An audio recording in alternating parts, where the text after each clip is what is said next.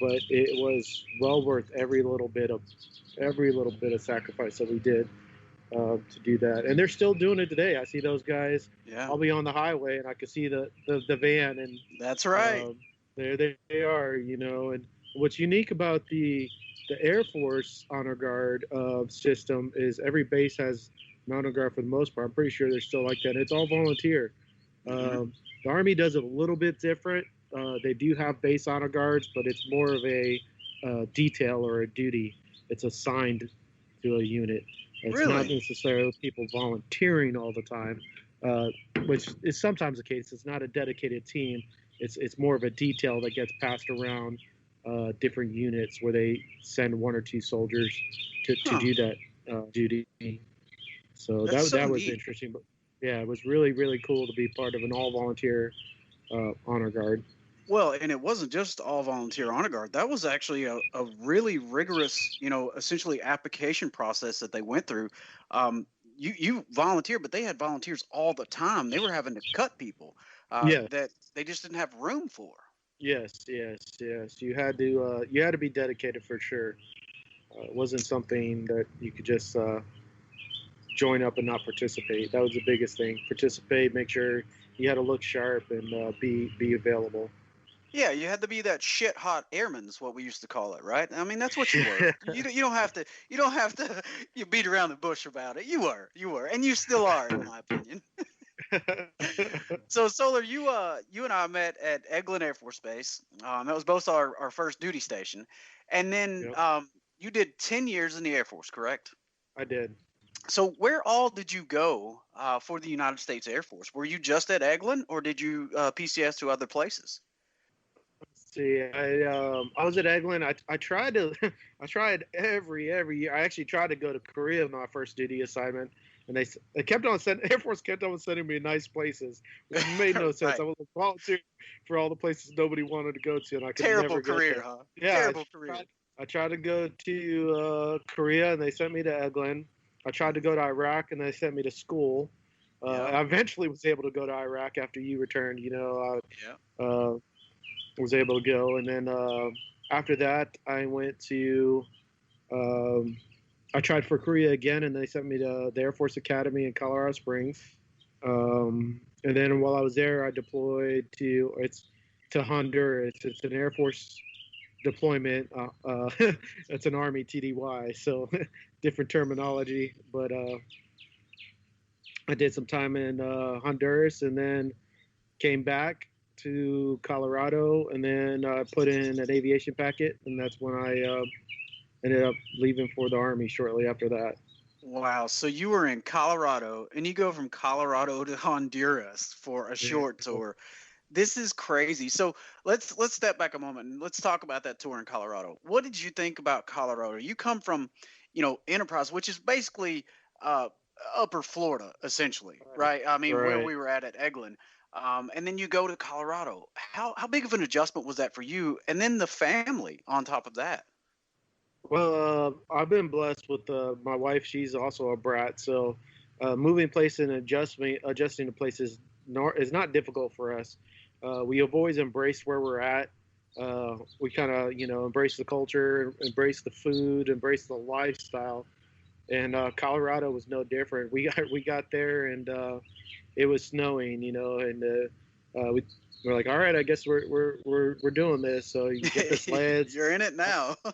You're in it now. I learned to ski and snowboard out there, and I had some good times out there. It was this beautiful country, beautiful people.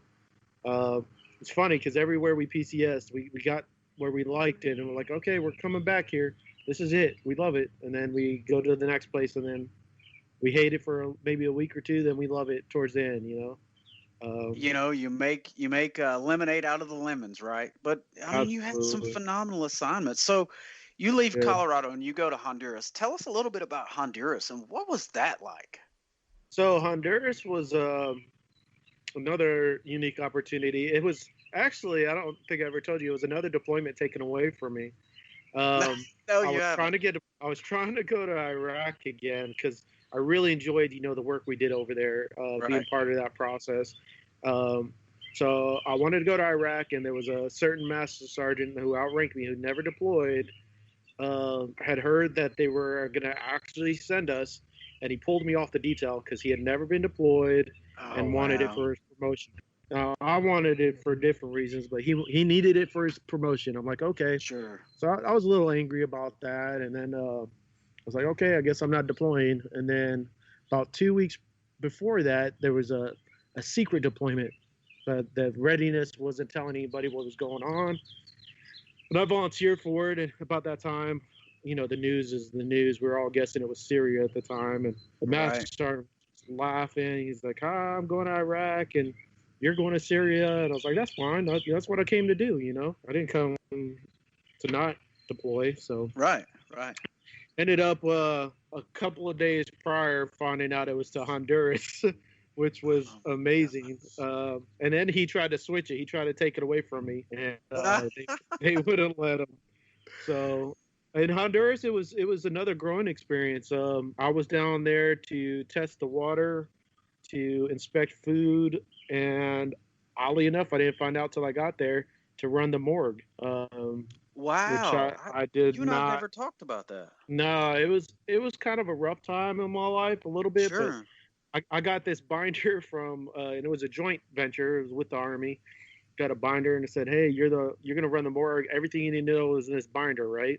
Like everything you need to know is in a binder." I was like, okay, I guess That's I the can story read. of our So, lives, yeah, though, there's my training. And he's like, "Don't worry, we've never had anybody come through."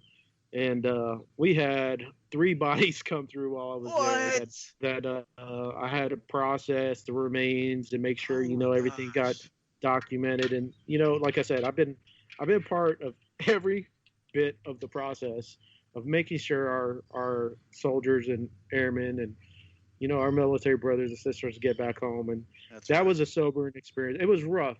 It was rough because my training consisted of a binder. But I was able to figure it out and get through it. And I had, a couple more of those dime a dozen friends that are still friends to this day helped me through that. So that I say that jokingly. They're not a dime a dozen. No, but, absolutely. And I think that's something our listeners need to really understand. As we have just a couple minutes left on this first podcast today here with Victor Soler. Okay. Those dime a dozen friends, man, that's what you had alluded to. That's what you thought they would be. And then boom, lo and behold, who knows, we change all of that, which is awesome. Right. Absolutely.